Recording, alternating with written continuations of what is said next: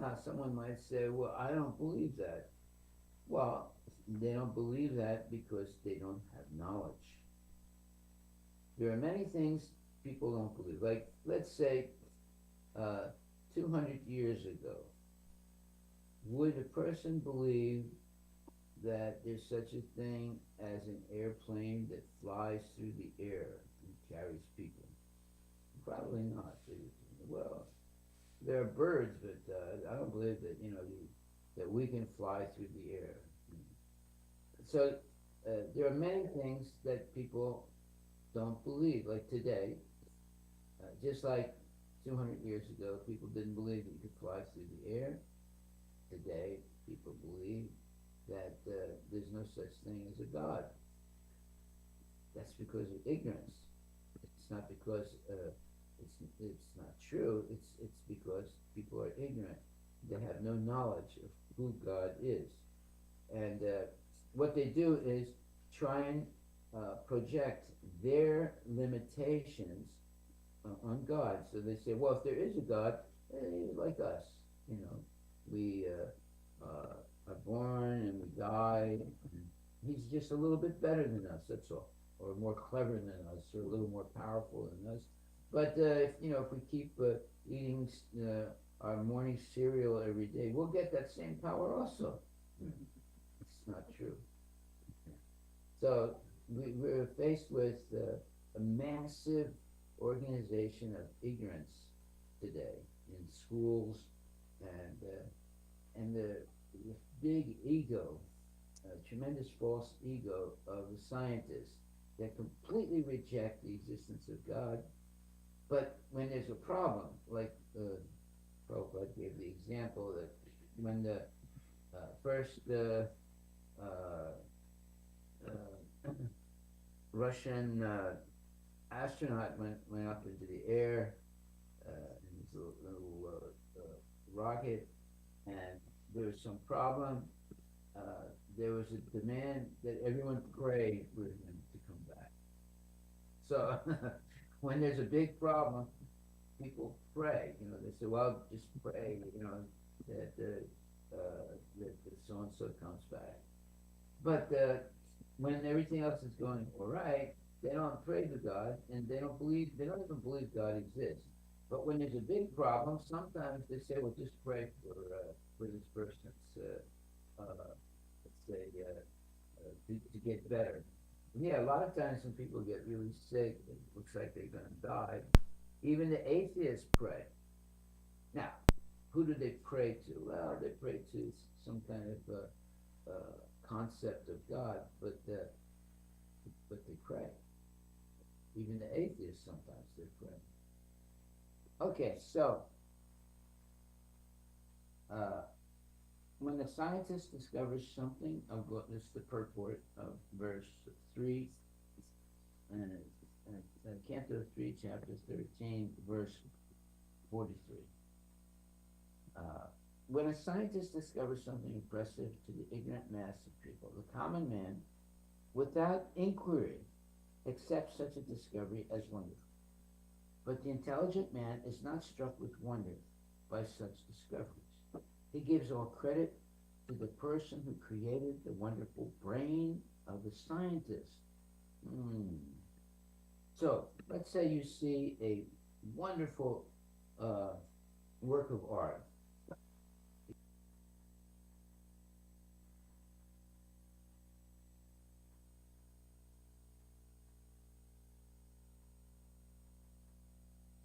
Shades, different, let's say, forms, and so forth. Uh, the other way, as to look at it, is this is such a wonderful, let's say, statue, or this is such a wonderful painting. The person that made it must really be wonderful. And so, in the same way, it's saying here, but the intelligent man is not struck with wonder by such discoveries. He gives all credit to the person who created the wonderful brain of the scientist. Did the scientist create his own brain? No. No, he was given that brain because of his karma or whatever. And somebody did that. So a common man is also struck with wonder by the wonderful action of material nature, and he gives all credit to the cosmic manifestation. Yeah, even the scientists say, it's due to nature.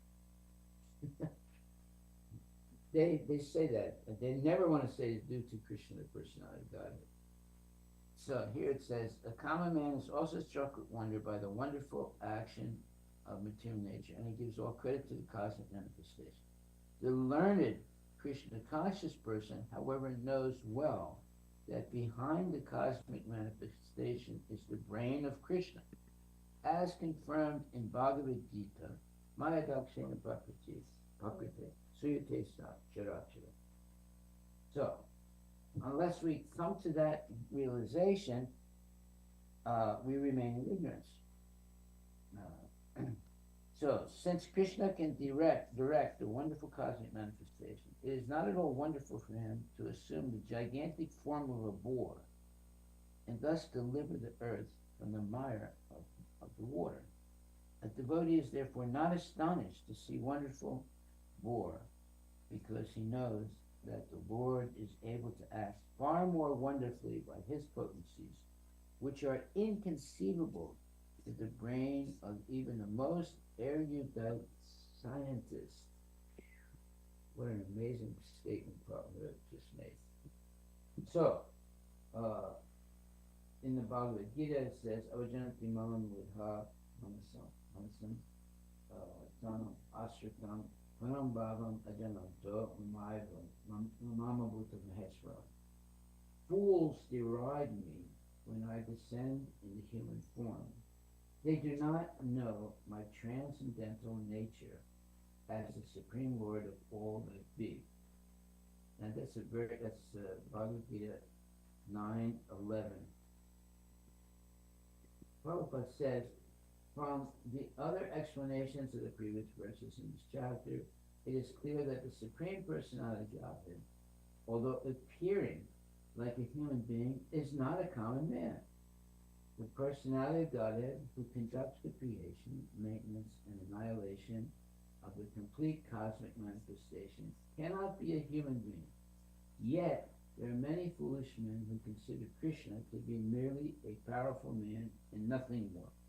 Actually, he is the original Supreme Personality of Godhead, as is confirmed in the Brahma Samhita, Ishvara Paramatma.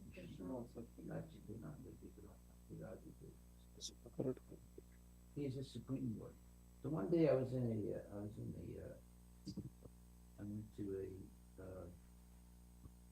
a steam bath, and I was in the steam bath, and there was someone sitting next to me. So we were both almost naked, not completely naked, but almost naked.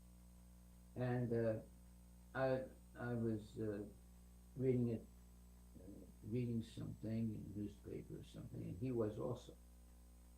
So then he gets up and he goes outside, and he took a shower, and then now he started putting his clothes on.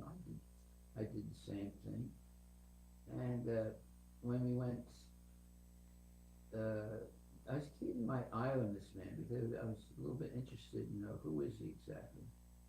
So he went to the front desk of the steam bath, and you usually, in such places, you give all your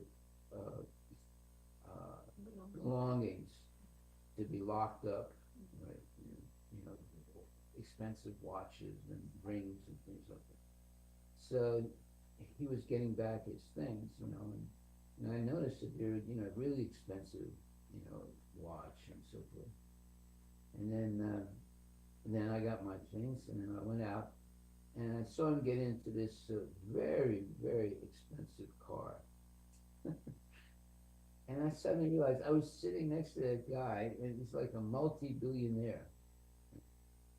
So I couldn't tell that he was so rich and so powerful, as far as his ability to earn money and so forth, when we were sitting both in the steam room.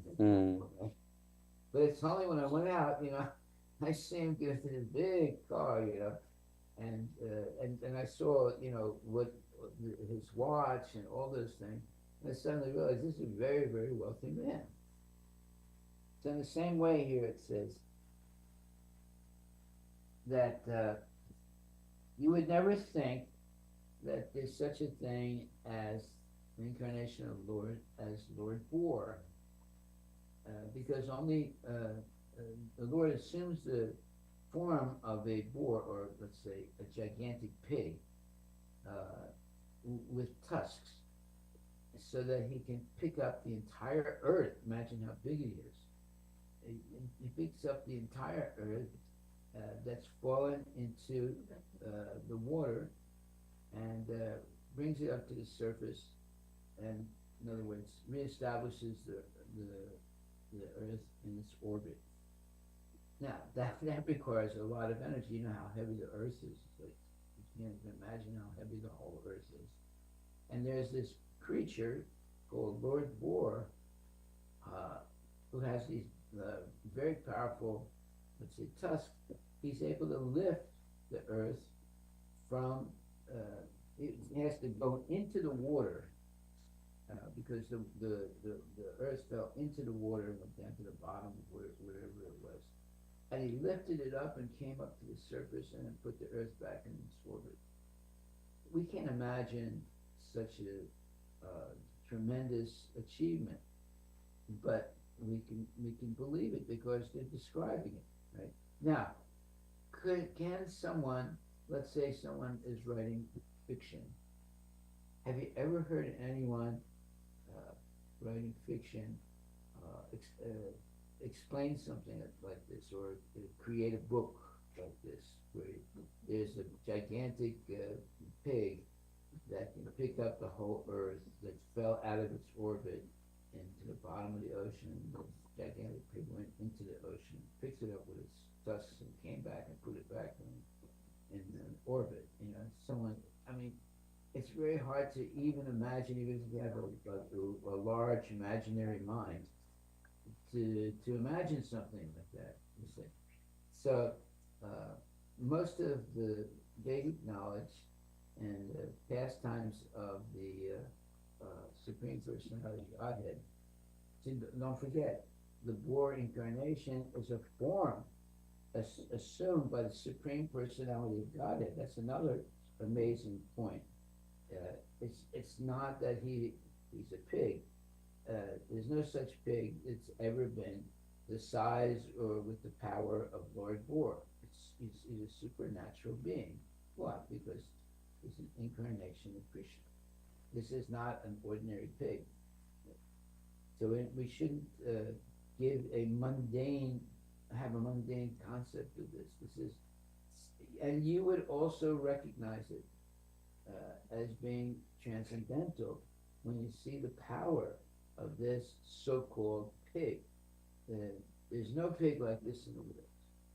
Therefore, it has to be an incarnation of the Lord. You can recognize something as the incarnation of the Lord by its extraordinary power. And obviously, Lord Boar is something that no one has hardly ever seen before, and his abilities are beyond anything that we can imagine as human beings. Okay, so since Krishna can direct the wonderful cosmic manifestation, it is not at all wonderful for him to assume the gigantic form of a boar and thus deliver the earth from the mire of the water. A devotee is therefore not astonished to see the wonderful boar, because he knows that the Lord is able to act far more wonderfully by his potencies, which are inconceivable to the brain of even the most erudite means most intelligent scientist. And this is a fact. The scientists would say this is all mythology. It's a nice word they like to use. It's all something made up, right? It sounds good, but it's not real. But no, this is real. And if you ever saw Lord Boar, you would say, oh, yeah, that's Krishna, the Supreme Personality God. Right? But if you were not a devotee, you'd be frightened. Wow, what is this thing? I've never seen anything like this. You go and write a book about, you saw this UFO. It looked like a pig. Okay, so then text 44. O Supreme Lord, undoubtedly we are inhabitants of the most pious planet, the Jana, Tapas, and Satyalokas, but still we have been purified by the drops of water sprinkled from your shoulder hairs, by the shaking of your body. So sometimes animals you'll see, they'll shake like this if they get wet, right? And so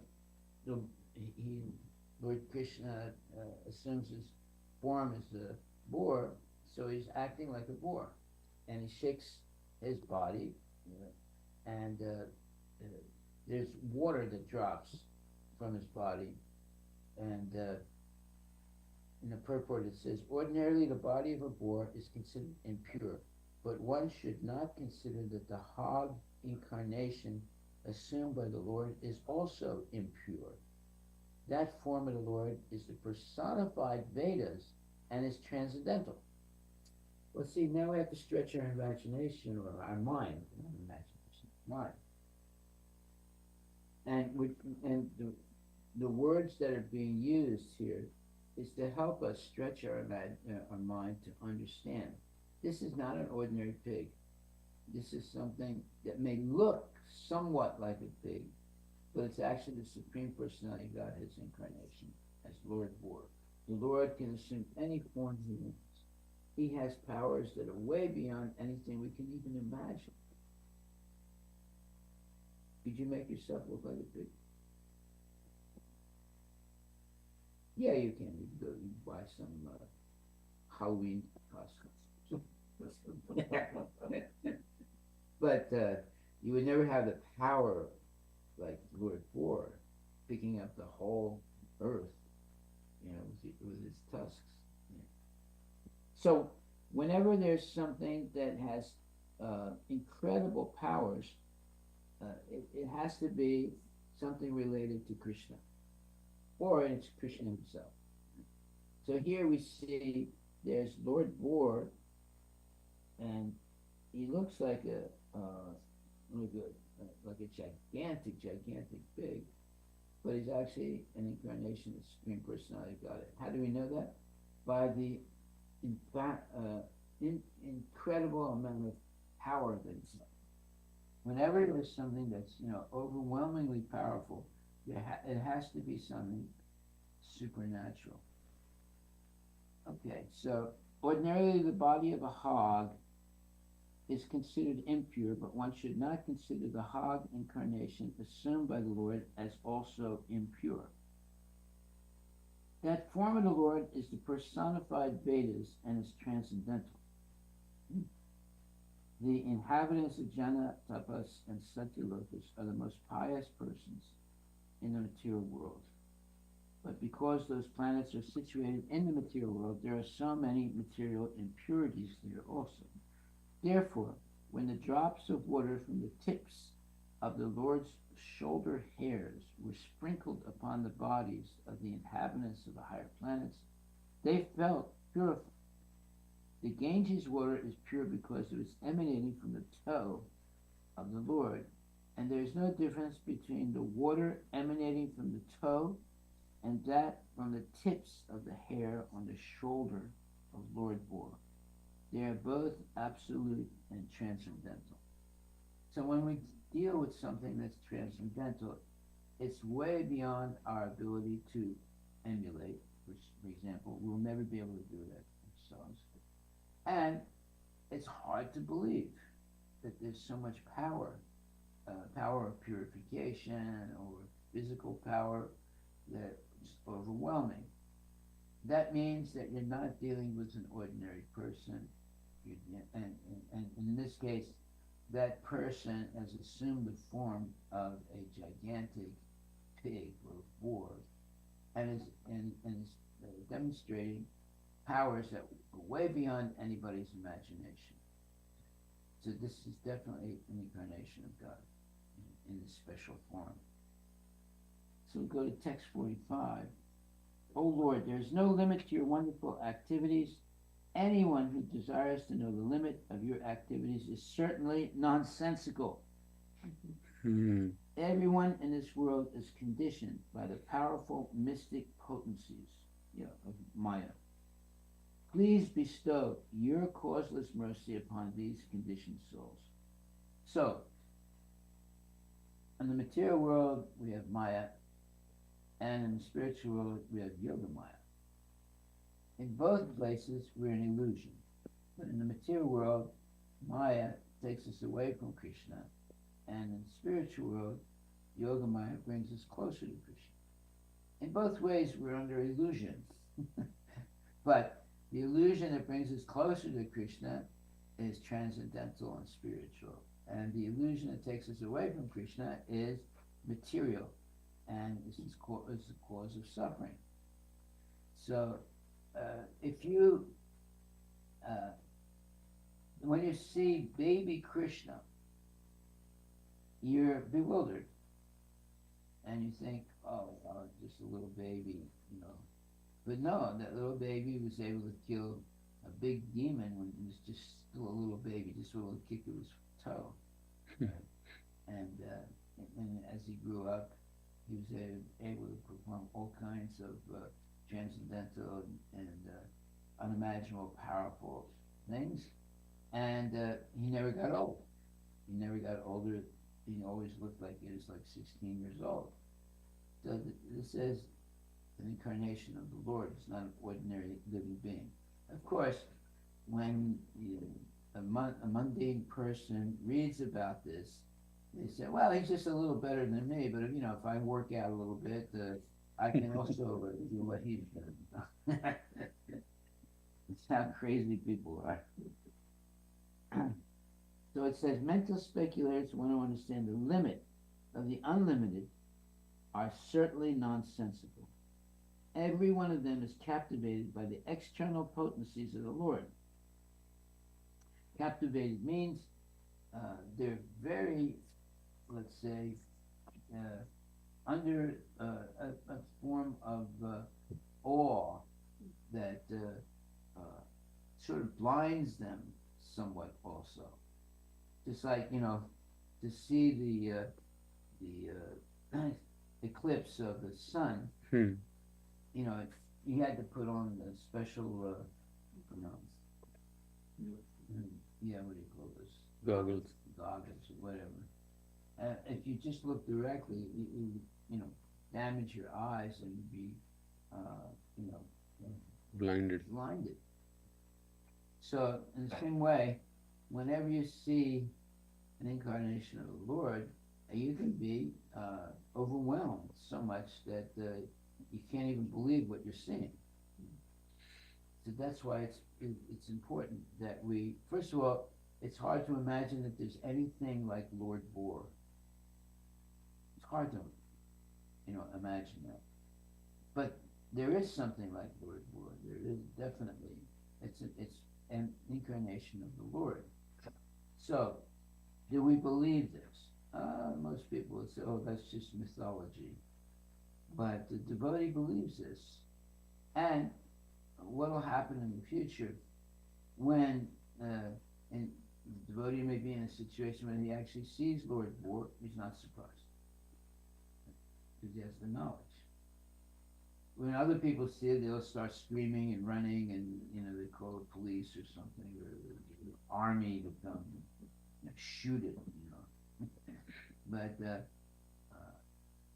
we need to expand our consciousness and at the same time purify our consciousness to be able to understand the existence of supernatural powers of Krishna. And Lord Bohr is an expansion of Krishna. It's not different than Krishna. In all the different expansions of Krishna, every one of those expansions has the same power as Krishna, the original Supreme Personality of God. And therefore, Lord Bohr can do things that no one else can do, and no one else can even imagine. And that's how you recognize if someone's actually an incarnation of the Lord. Yeah, there was one time, I forget his name, he was a king, and he was pretending to be Lord Vishnu, and he put two artificial arms on his body, and, so he had four, it looked like he had four arms now. Then he wrote a letter to Krishna and said, will you please stop trying to imitate me? I am the Supreme Personality of God. And Krishna just laughed, especially when he saw him, because he had two artificial arms. And very quickly he killed him, because he threatened Krishna. He said, they didn't threaten him, he challenged him. You come, and I'm going to show you, who's the real Vishnu. I am the real Vishnu. There are crazy people like that in the world, even in Krishna's time. So we can never imitate God in any way, but we can serve God. We can be connected to Krishna through devotional service and serve him. But we're never going to emulate him, meaning come up to the same level of power or the same level of knowledge. But we can be endowed with the ability to understand somewhat. We'll never completely understand Krishna, but we can understand him somewhat by hearing about him from bona fide authorities. Okay, so what? That person? That king's name was Pound. Oh yeah, mental speculators who want to understand the limit of the unlimited are certainly nonsensical. Every one of them is captivated by the external potencies of the Lord. The best thing for them is to surrender unto him, knowing him to be inconceivable, for thus they can receive his causeless mercy. This prayer was offered by the inhabitants of the higher planetary systems, namely Janatapas and Satyalokas, who are far more intelligent and powerful than humans. What is the prayer? O Lord, there is no limit to your wonderful activities. Anyone who desires to know the limit of your activities is certainly nonsensical. Everyone in this world is conditioned by the powerful mystic potencies. Please bestow your causeless mercy upon these conditioned souls. Vishram Samastam is very significant here. So that's in this verse. Vishram meaning the universe, Samastam meaning in total. There are the material world and the spiritual world. The sages pray, both worlds are bewildered by your different energies.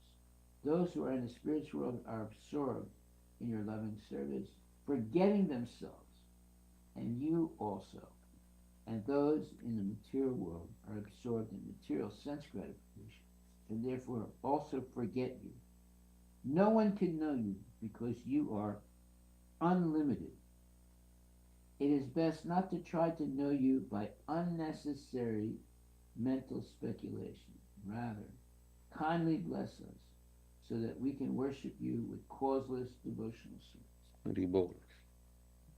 Haribol. Yeah. That was very powerful. So the thing is that sometimes you'll see people who are really crazy. They try and pretend that they are God, or that they have some kinds of supernatural power.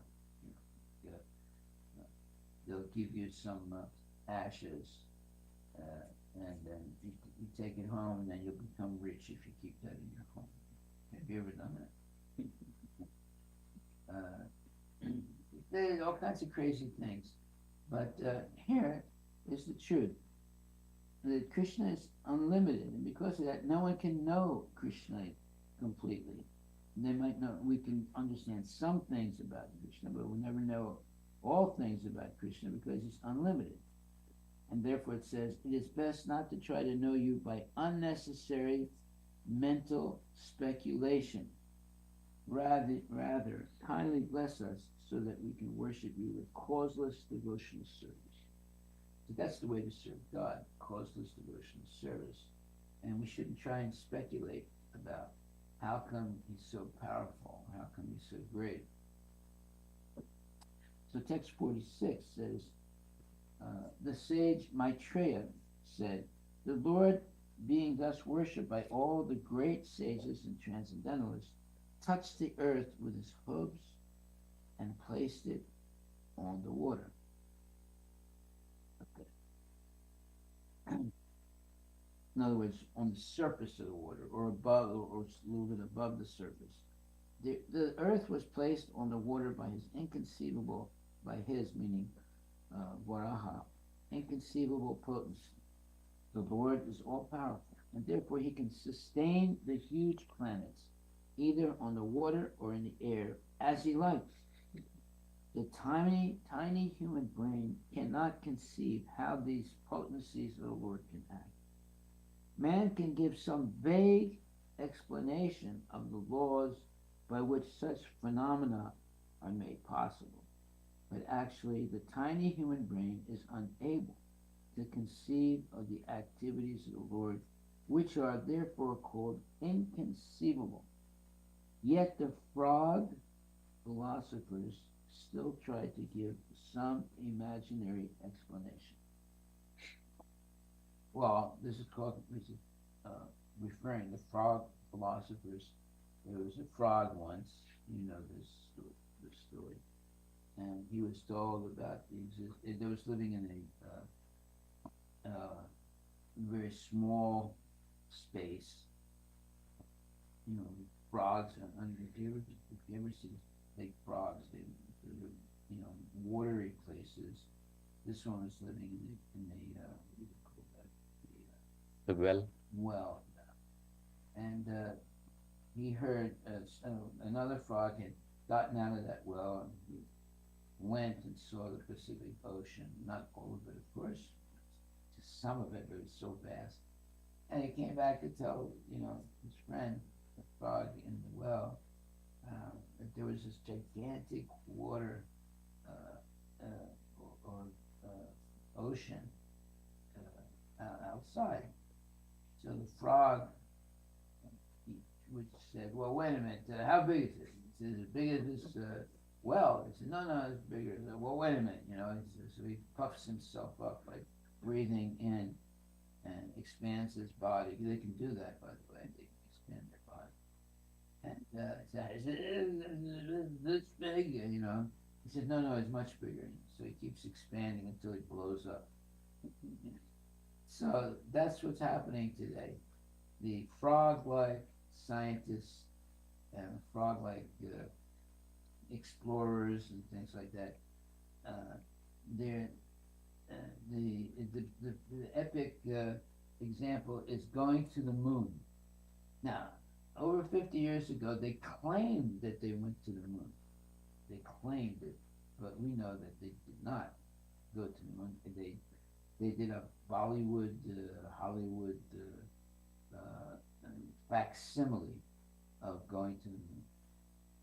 So now they're trying to go back to the moon after 50 years plus, which just lets you know that they never went in the first place because they're trying to go back again. But people are sort of, let's say, illusion that they just believe these statements that are being made, that they went to the moon 50 years ago and now they're going to go back again. And they're not going to go back again because they didn't go in the first place, and they're not going to be able to go in the second place either. So, and Srila Prabhupada, in 19, I don't know what it was, 19,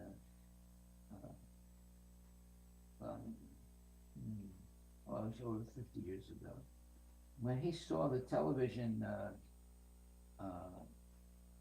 depiction of the moon landing, he said, "I don't think this happened." And the devotees were shocked. Some devotees left Krishna consciousness because they thought Prabhupada made a big mistake by saying that, because they saw the landing Video. video. right? But it was just artificially manufactured, like a movie. It was not factual. And Prabhupada saw it also, but he said, I don't think they went to the moon. So some devotees, accepted it, and some devotees didn't accept it, and they left Krishna consciousness. But fast forward 50 years, we know that they never went to the moon. It was all, Hollywood production. And now they're going to try and go back to the moon again. But it'll be another, if they say they actually went to the moon, it will be a Hollywood production again. So here we have, the challenge. Do we believe what we see? Well, it's very easy to bewilder people or to cheat people because our ability to see is highly limited. Like there are magicians. What do? They create illusions, and they'll put a lady in a big box, and you see her feet on one end of the box and her head on the other end of the box, and it looks like they cut her in half. And you're sitting in the audience, right? Yeah. And you're saying, "Oh my God, she was cut, but there's no blood," you know. And then shortly after that, you see her jumping up and down, out of the box. So, was it real that she was cut in half? No, he created an illusion. That's what magicians do. They create illusory things that look real, but they're not real. And that's what the scientists do too, on a bigger level. They do things that you think are real, but they're not real. Not all scientists, but a lot of them. And because of that, people get misled, and they believe things that will never be achieved, like going to the moon. They'll never be able to go to the moon. Now you might say, "Oh, how do you know?" Well, because the moon is a different planet, and there are people there, and just like you can't break into the house of somebody, they could shoot you. Right? It's in the same way, the moon is inhabited, and the people on the moon are superior to the people on the earth. They have superior powers. So we're not going to be able to go there easily and colonize the place and go back and forth, and you get rockets taking people to visit the moon and things like that. It's all a bunch of nonsense. It's not going to happen. Well, we'll see. But it didn't happen 50 years ago, and it's not going to happen today. And if they did go to the moon 50 years ago, how come they didn't continue going to the moon? Because they never went. Okay, so the sage Maitreya said, "The Lord, being thus worshipped by all the great sages and transcendentalists, touched the earth with his hooves and placed it on the water." So he saves the earth from being drowned in the ocean. The earth was placed on the water by his inconceivable potency. The Lord is all powerful, and therefore he can sustain the huge planets either on the water or in the air as he likes. The tiny human brain cannot conceive how these potencies of the Lord can act. Man can give some vague explanation of the laws by which such phenomena are made possible. But actually, the tiny human brain is unable to conceive of the activities of the Lord, which are therefore called inconceivable. Yet, the frog philosophers still try to give some imaginary explanation. So, in your science class, if they start talking about, how the astronauts went to the moon, the astronauts are going to go to the moon, and they're going to do this. And these are all frog philosophers. You know, they're glorifying what you would call a myth, something that they claim is going to happen or did happen, but it never really happened. But they have ways of cheating you, just like when you see watching a cowboy movie, and you see the two people in a gun battle, and then one of them dies. Do you think that person actually died? No. So it's just a show. Right? So in the same way, they're putting the show of going to the moon or going to Mars, and they make a big thing out of it, and they get a lot of money and so forth. But it's like a movie, you know, and they might even do a facsimile of going to the moon, which they did 50 years ago, and they might do it again. But if they actually did go to the moon 50 years ago, how come they didn't go in the last 50 years? Because they never went in the first place. Okay, so text 47, in this manner, the personality of Godhead, Lord Vishnu, the maintainer of all living entities, raised the earth from within the water, and having placed it afloat on the water, he returned to his own abode. Purport. The personality of Godhead, Lord Vishnu, descends by his will to the material planets in his innumerable incarnations for particular purposes. And again, he goes back to his own abode. When he descends, he is called an avatara, because avatara means one who descends. Neither the Lord himself or his specific devotees who come to this earth are ordinary living entities like us.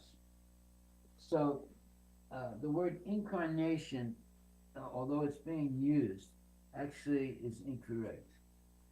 The real word is avatara. That's the word we should use. An incarnation means someone accepts a material body. Karn means a body. So we're not dealing with the Lord's incarnation, we're dealing with avatar, one who has ascended from the spiritual world with a spiritual body. Okay, so maybe we read one more. If one hears and describes in a devotional service attitude this auspicious narration of Lord Boar, which is worthy of description, the Lord, who is within the heart of everyone, is very pleased.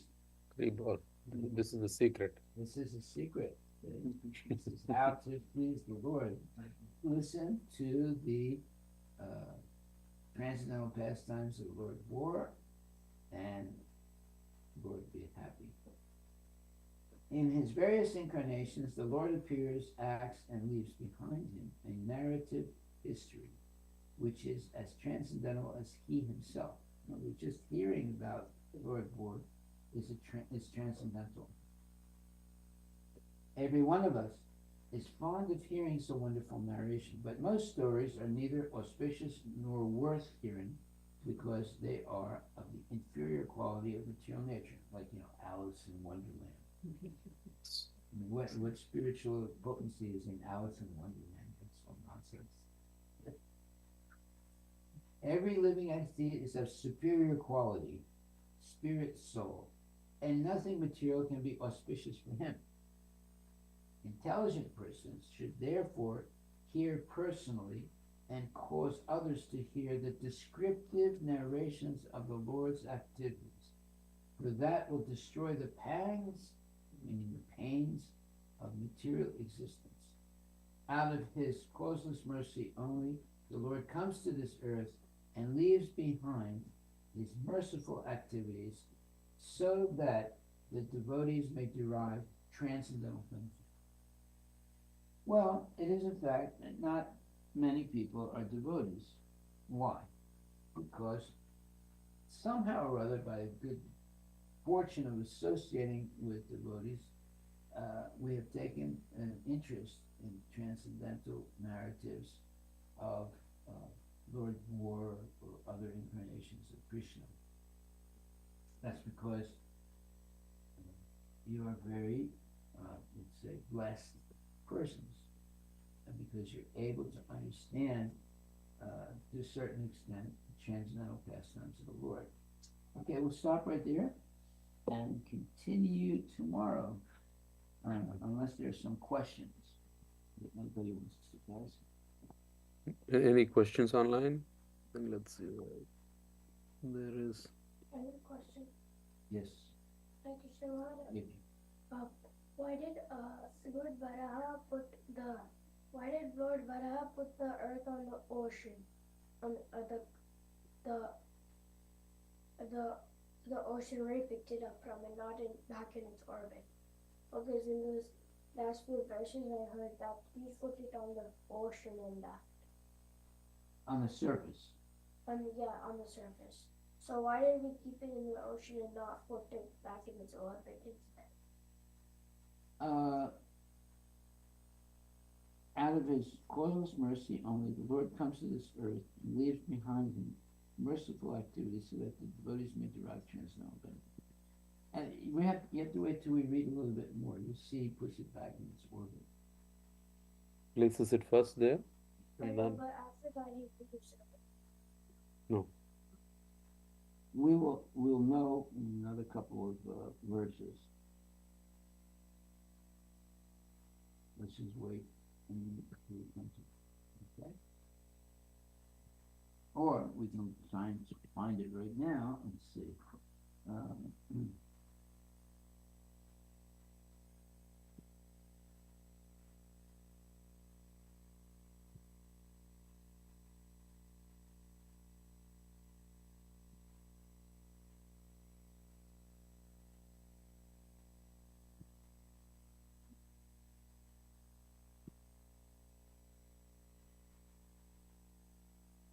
Well, I'm not going to say anything. Let's wait and see. Okay? Yep. When you don't know for sure, don't say anything. Mm-hmm. And wait a little bit till the answer is given by Krishna. We should never make anything up. And there's nothing wrong with saying, well, I don't know right now, but I will look this question up and try and answer it next time or future time. But this last verse is so powerful. Like, if one hears and describes in a devotional service attitude this auspicious narration of Lord War, which is worthy of description of the Lord who is within the heart of everyone, is very pleased. So the Lord is pleased when we talk about him. This is the Krishna conscious mercy. Instead of hearing the news, how many people got killed today, and what's the stock market doing, and things like that. We're hearing about Lord War. Now other people will say, well, that's a waste of time. You can't make any money by hearing about Lord War, but you can make a lot of money by hearing about the stock market. Well, we're more interested in learning as much as we can about Krishna and his different pastimes, so that at the moment of death we can remember the Lord. And those people who are only interested in the stock market, well, at the moment of death they'll think about the stock market and go back to and stay in the material world. It all depends on what you're focusing your mind on. So we should focus our mind always on the pastimes of the Lord. Okay, we'll stop right there. Thank you very much. All verses Harivilas.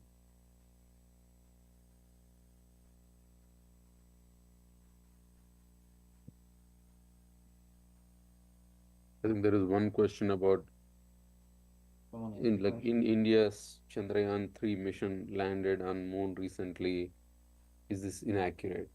So there is in India also which shared the news that they have landed on the moon.